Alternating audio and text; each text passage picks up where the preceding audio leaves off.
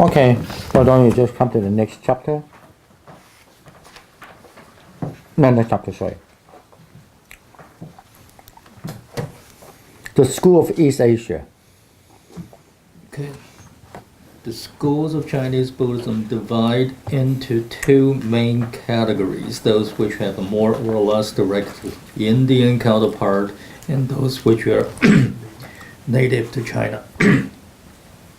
The principal schools of the former category are the Vinaya, the Kosha, the Madhyamaka, the Yogacara, and the Mantrayana. Of the latter categories, Han, Pure Land, Tiantai, and Huayan. In principle, these are also the schools of Korean and Japanese Buddhism. In practice, certain of the schools developed more significant local traditions than others. In Korea, special mention should be made of the Song, Chan teaching of Chino. In Japan, the Tiantai, Zen, and Shingon, Pure Land, along with the distinctively Japanese tradition of Nichiren, have been of special importance. Okay. Chinese Buddhist monk eventually came to be ordained according to the Dhammadipa Vinaya.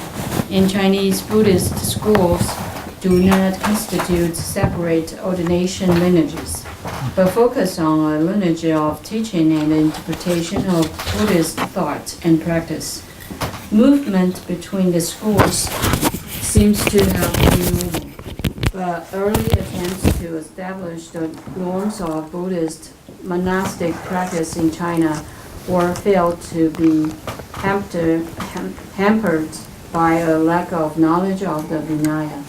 It was this that prompted Baxian, at the age of almost 60, to set out in 399 on a journey to India and Sri Lanka that was to last 14 years. Subsequently, the Vinaya school, Lüzong of Chinese Buddhism was founded in the early 7th century by Dao Xuan, 596 to 667, as a focus for Chinese Vinaya studies. Okay. The great translator Kumarajiva, 344 to 413, a Central Asian monk who has studied in Kashmir, arrived in China in 383. His translation of two works by Nagarjuna and a third by Aryadeva marked the beginning of the Chinese Madhyamaka, or three treatise school, San Lun Zong.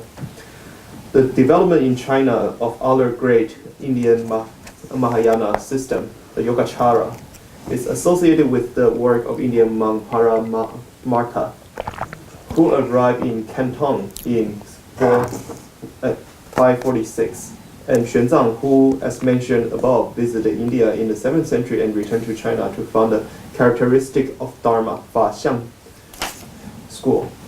Ancillary to the school was the Juse Abhidharma Kosha school. The form of Mahayana Buddhist practice known as the vehicle of protective spells, Mantrayana, or Tantra, is most widespread within the Tibetan Buddhism, see it below. But a tradition of esoteric practice was introduced into China early in the 8th century by the Indian Subhakarasima, 637 to 735, and Vajra Bodhi, and the Sri Lanka Amoga Vajra. The principal text was Mahavairochana and Vajra Shekara Sutra, associated with the practice of Garba Kosha Dhatu and Vajra Dhatu Mandala, respectively. A mandala is a diagram, usually based on a square or an circle oriented to the four directions of the cosmos in the form of a vision of the set of Buddhas and Bodhisattvas, which then acts as a basis of visualization and meditation for those who have been initiated into practice by an accomplished master. Chinese Mantrayana, or true word, Zhenyan, flourished only briefly, although it enjoyed a limited revival in the 20th century, partly because of Tibetan and Japanese influence. The school was, however, early on introduced to Japan by one of the great geniuses of Japanese culture, Kokai, or Kobo Daishi, who in 804 traveled to China in search of instruction. Shingon remains a significant school of Japanese Buddhism today. Okay. Continue. No, I think it's then we can pause a little while and see the school of East Asia Buddhism. I mean, do you have any? I mean, you might have a little idea. Basically, when you say the East Asian Buddhism, that refer to all Buddhism are learned from China, but then you must understand how Buddhism came to China as well, somehow like that. Who are the person are important? And then in earlier time, how Buddhism came there. And then even though actually Fa Xian also is very clear, he was trying to understand the Vinaya and what he got all these different versions of Vinaya. And that's why he went to abroad and in order to collect the Vinaya, including Sri Lanka. So, however, still, even though they have collect all these Vinaya, but still, I just said that, like a Theravada also in a way. So, and then later on, somehow, we never know why and how, because there's no official way of saying it, whatever, but then they uniformize their Vinaya only using the Dhammadipa Vinaya, okay? But it's very clear, when different monks, they came to Guangzhou, or when different monks came to China, different part, they use different Vinaya to transmit. But later on, the whole country uniformized the Dhammadipa, the same as the Japan and Korea as well, okay? And that's one of the interesting things that we need to understand. And second is about the Chinese Buddhism in China. Actually, you can mainly divide it into two parts of the school. It's one is that it's still based on the Indian tradition, like Yogacara school, Madhyamaka school, and so forth. But the other is very Chinese school, like the Chan Buddhism, the Avadamsaka Huayan Zhong, and then the Tentai school, Tentai Zhong. What's the other one? And no, not the Mijong. What is that? What is the Pure Land also, because like a Pure Land school, you certainly it's very strangely you don't find in Indian sources. There's a Pure Land school, but in China somehow become very very powerful school, and that certainly influenced Korea as well as in Japan, and it's seemingly. Even Japan, they still retain like a Kosa school, like a 这个 Kosa 就巨始宗 so that influenced by mostly because of Saint John Fa Shi. However, the still powerful are more like a Chinese main school, like Zen Buddhism, Pure Land school, right? And even the Lotus school, which is like Avadamsaka school and all this. Or even Korea the same. So in other words, those Buddhism that originate from India, like Yogacara, and this become somehow less, and they don't have their power. That's one of the. I don't need to say much, but in terms of the research, and you could find it's very interesting phenomena. It's unlike in Tibet. I'm sure you know Tibet. Whether even though they think they always say we are back to the Indian, say the Madhyamika, Indian say this, Indian say that, Indian they translate all in Tibetan, but they all are based on the India. That's actually one of the very different between why the Tibetan Buddhism and China at the time, even they have this kind of discussion before, and Chinese Buddhism think that Tibetan Buddhism had to learn from us, and Tibetan refused to do that. But they couldn't say that because you are not from India. So of course, I'm sure this is take a very big part because they're suspicious the way that, this is it really, is more authentic or not? And I don't mean that they are not authentic. I'm saying from the angle of the Tibet. Yeah. That's why you could hear always a Tibetan say, we are from India, we are from India, we got this from India, this is all from India. Yeah. So, this is how somehow you must have these pictures when you learn, Buddhism. Yeah. there any significant development of Madhyamaka and Yogacara, like after its arrival in China? Well, it depends. I mean, certainly the Chinese believe that, I mean, whether we have this evidence or not, we don't know. I mean, we believe that because Nagarjuna, certainly he is in favor of Madhyamaka, so certainly he must have the Greek influence, the Chinese Buddhism. I mean, that's no doubt, but and how far influence, we don't know, you know. Is there any significant work or commentaries that further develop this Madhyamaka? Yeah, Madhyamaka. No. No. And Yogacara? No. So basically, we rely mostly on the translated manuscript of. From India. Okay. Nobody write that, no. Mm. That's the reason why when Yinxu Fashi, Yinxun Fashi, when he started to commenting on the Madhyamaka, that's why people say he's almost the first Chinese, at least in the book. Wow. No. In the old day, nobody. Not that they don't research Madhyamaka, nobody really commented. A lot of people comment on Lotus Sutra, Avatamsaka Sutra, and so forth. No, yeah. For 1,000 years.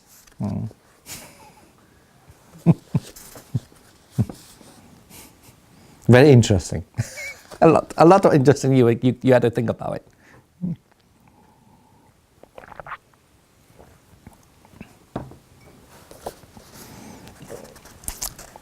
Yeah, no, but depends on if you include the Madhyamaka as the Diamond Sutra, of course, then Diamond Sutra, yes, yeah. However, Diamond Sutra have never had the word and emptiness. That's what I said. So sometimes their commenting is questionable. Sometimes, also. Can you argue that the Diamond Sutra really had to be Mahayana, or can it have to be Sunyata, or mean emptiness school? That's questionable sometimes. Yeah. Okay. So if the Tripitaka were never fully translated in, well, like for the first 1,000 years, it was never really fully translated together. Like, I feel like when we were talking about Theravada schools, a lot of times, like people, there's like Tripitaka masters, like people who can recite everything, and that's how they pass the knowledge on to the next student. So how did the Chinese schools pass on the information if they never had the full translation? And if they didn't really learn Pali? But they have to base on in old days, this old master came from abroad.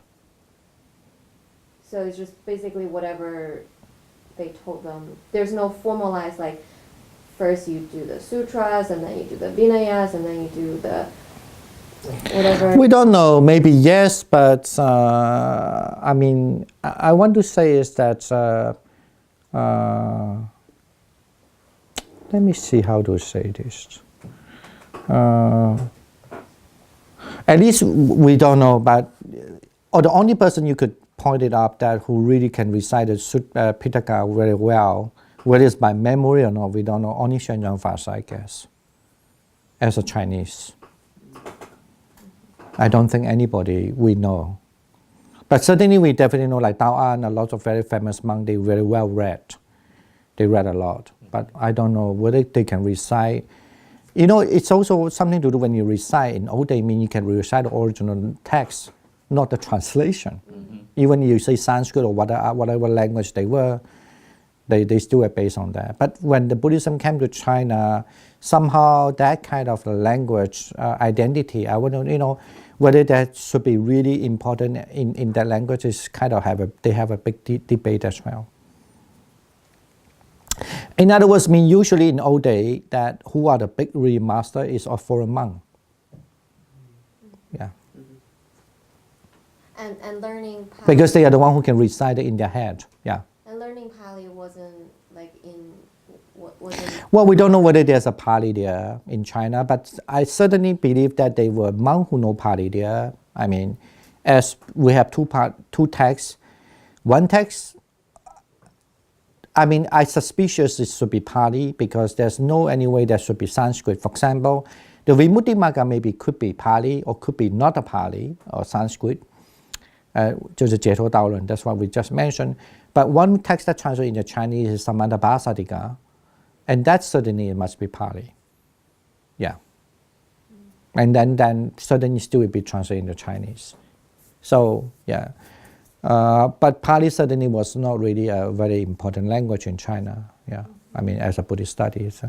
Because you have to understand the whole history in India. So during the 2nd century, particularly, the first, I think, almost the end of the first, Kanishka, during his time, period, his dynasty, Sung dynasty, that what we call Kanishka, the empire. So he had a kind of very big movement. Everything becomes Sanskritized.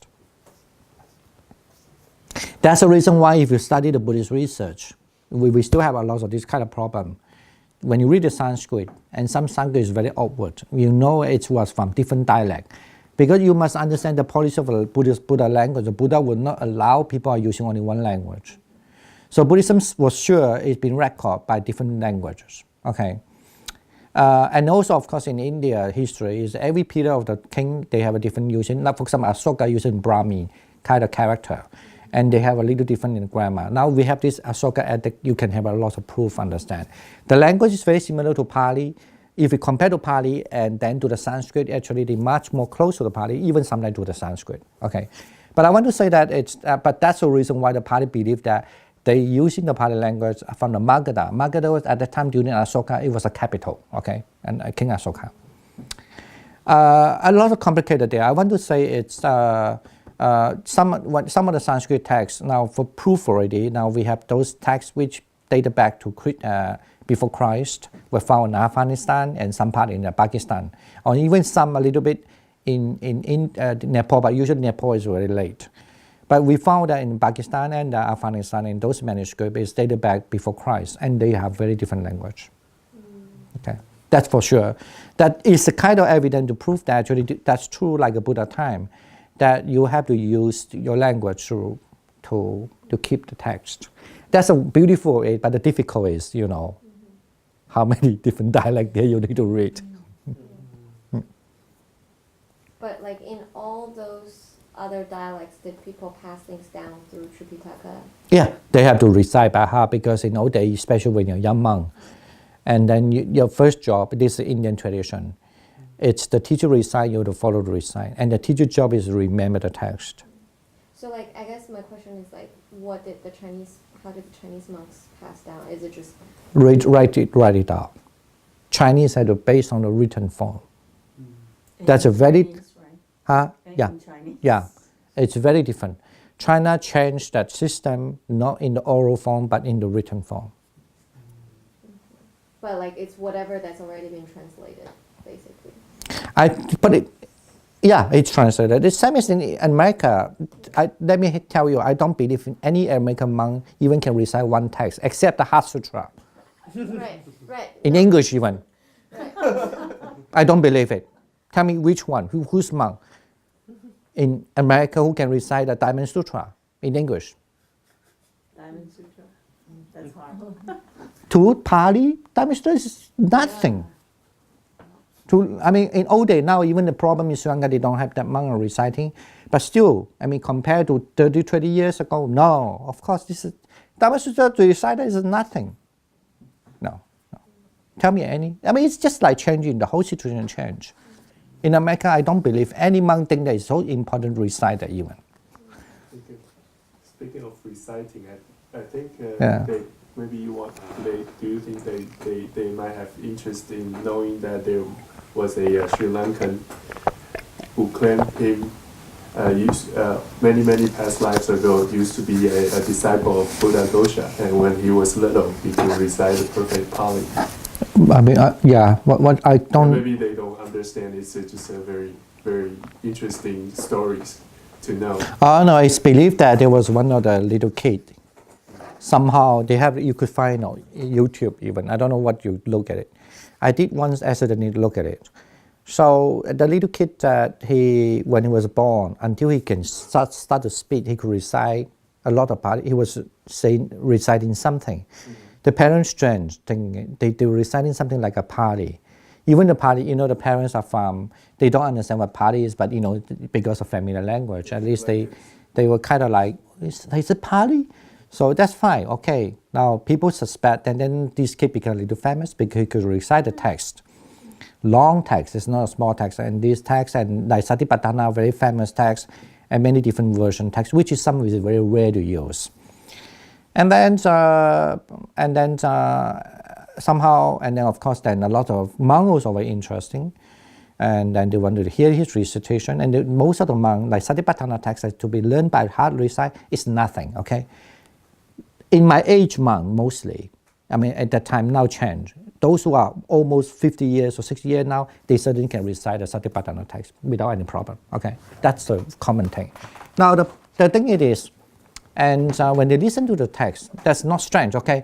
And people have suspect, saying that, no, the kid will recite because the parent teach them, then the kid can just parrot, they can like a parrot saying. However, the strange thing, when he recite the text, actually, then they found his recitation, the version is different from the Sri Lankan version. Okay, It's now. an old vernacular. It's an ancient vernacular. Yeah. And then nowadays we have this different version, Thai version, and Burmese version, and then Sri Lankan version. And we compare sometimes with his recitation. If it goes closely, not all are like that, not completely identical to Burmese, but it's more close to the Burmese, some of the version. Now, how can the kid could do that? A little kid just maybe 2 or 3 years, a boy. Yeah. And then he said that later on, people asked him questions, among are interested, and asked him questions. Actually, at that time I was in Sri Lanka. I didn't go. I was not interested in this thing. I was young. I don't care this, but now I might be interested. So that's why the mentality is very different. When you are young, you don't care. Oh, so what? But anyway, the thing it is. But certainly you have the monk will tell you the story. I also asked Bhikkhu Bodhi. Bhikkhu Bodhi told me that he went to see him also at that time. So he's interested in translation, of course. He would like to know what kind of thing he's saying. But the funny part is this, later on he said, he told the people when he was a kid, he still remember his past life. He was a monk. His job is to recite the text. When Buddha Gosa need him to, because that time Buddha Gosa must have a lot of this kind of monk who can recite the text. Maybe some are expert on this, like Abhidhamma, some are experts on this, some are in commentary. They mostly they can recite, but usually they are much more better.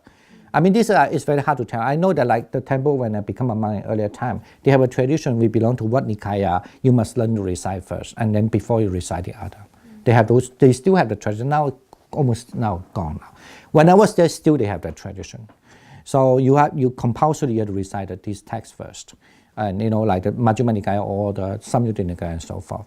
Anyway, he said his job is that when the Buddha Gosa say, okay, how can, Buddha Gosa when he writes something, he need, like he's a reference.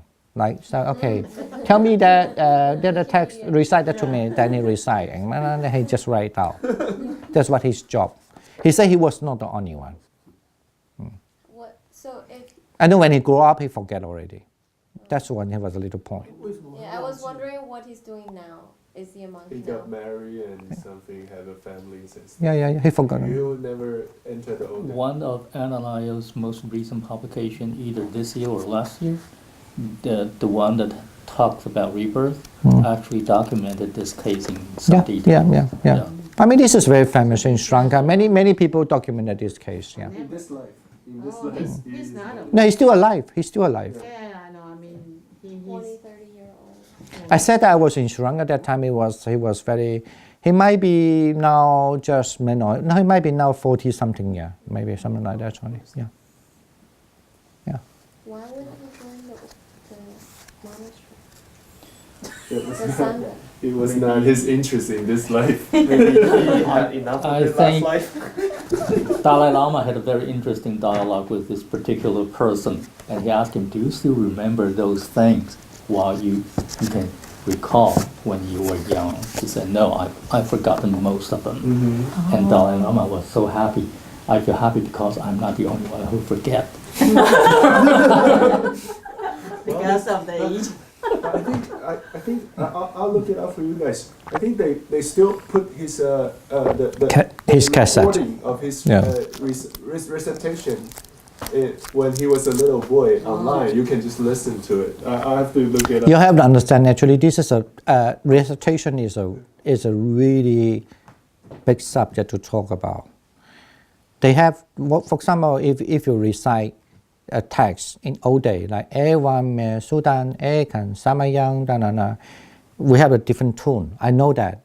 I cannot tell you in those days when I started, they say I'm wrong because I don't follow the tune. They different school, they have different tune.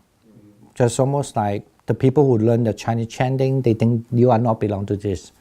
Very, very meticulous. And then you must learn how to. Yeah. So it comes with the body rhythm. Is it instructed or it comes Instructed naturally? because and it's believed that's how like how you can recite.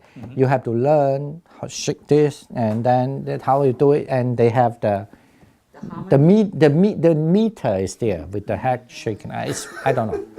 Very Indian influence. Yeah, not like that. When you recite, you definitely learn that. When you're a kid, you have to do this. But of course, when you grow up, you don't do that. It's not very decent to do that recite in front. But when you're a kid, you have to do this. So it help you memorize? Yeah, and also the memorize is like that. We have to learn that. I forgot how. There's a pattern.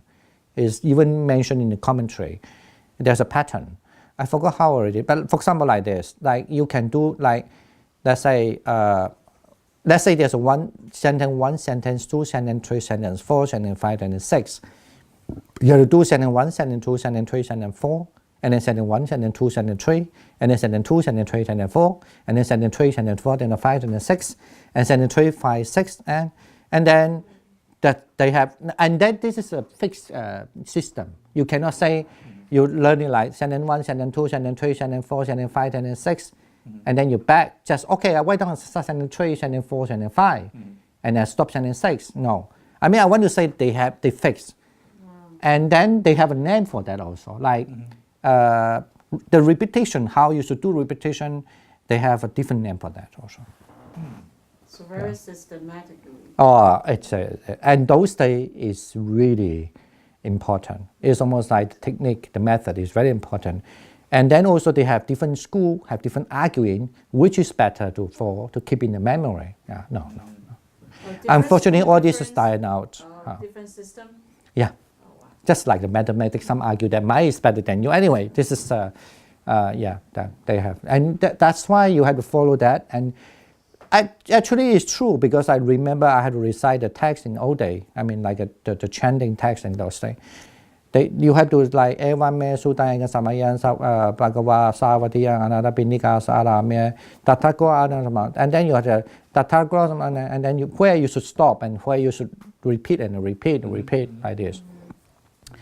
Like as I say, if there was 6 sentences or 8 sentences, you have to count also. You must remember almost like how many sentences together, and then when you repeat, you need to. You cannot just like 8 and 8 and 8 and 8. You will overwhelm it. In order to keep a memory, you must be 8 first, and then 4, 2 like that, and then the third to 4. I forgot. There's a kind of. I forgot. Somebody, not in the West, I think once people mentioned it. You have to do, this is also one of the big topic for recitation, yeah. Burma also have their own different system. And Indian also die already, it's almost also this. So that's why I say nowadays technology changed a lot. Because the book studying, a book also this kind of thing people find not useful. But please understand, in research, still people think recitation is more reliable than the book. Okay. Not because of because this recitation is they have to be made sure by the teacher that you're correct already. So they have again. And at that time, to be a teacher, why you have the term in Sanskrit called Upanishad. And also, forgot in Pali term, you need to associate with the teacher is because if you learn the meditation Anapanasati, first thing you need to recite. There's a long breath and there's long short breath. There's a short and like if you want to recite, and the teacher always give you a manual. That's why you have the Samyutta Nikaya. The manual is always like first you must know there's a counting, and you have this counting, that counting, that ganana, and then this you recite that, and make sure you can recite it. And then now they teach you how to use it. So. Slightly unrelated question. Buddhaghosa was from a long time ago. So, is this kid's like last life a monk, or like many lives ago a monk? I don't know. I don't know. I'll find the I don't know what did he information say. to share with You can guys. look it up. Yeah. Yeah, it's well documented. Well documented. I don't know. As I say, I never interested in this kind of thing. Yeah. Even now, actually, I'm not interested. You know. I don't know. The reason why we found out this is because at the very during the time when we studied Pali from Bhikkhu Bodhi, and to a certain point he started to teach us to recite the verses on Dhammapada. We said, one day he sent us an email and then, you listen to this and listen to this the kid's recitation. And it is believed that he used to be one of the disciples of Buddha Gosha. I said, well, Buddha Gosha passed away so many years. He must be really old. And then when I read on, I find that interest. Yeah, he has a very peculiar tune. Yeah, that Very that kind now of you don't have it. vernacular have never existed Yeah, anymore. never exists anywhere. And then when they the senior, very senior monks listened to that vernacular, and then he recognized that. Yeah. It's not the way that the monks, the Sri Lankan monks or the Thai monks recite. No, actually they do it in Sri Lanka in old days. That's why they recognize, because it's no more exists already, no more teach that. You know, they're gone already. But they still know they were. Like singing, Yeah, when you hear yeah. it, it's like Very singing. interesting. Yeah. After he passed away this life, when he come back next life, is he gonna remember again as a child? Like, just like... My understanding, of course, I don't know. I think he mean that, I don't know. Just look at the document, maybe. Yeah. Okay, thank you. We discussed up to that. I'm sure we have class after next week, and then we'll be certain we can finish this book before I really travel. Okay, thank you for your... 下一本是什么？ We will discuss. Yeah. Yeah. I doubt you can finish that. No, I think we should finish it, because then we have a break. Why don't we do this thing? Please go back and read. We don't have to read every page by page, okay? Then we have more discussion, maybe better, right? Okay? Just like, discussion about... It's interesting also, the Buddhism in different country, and whatever, and then what text they're based on and so forth, and nowadays what happened. All right, thank you. Thank you, everyone. Yeah, so, yeah.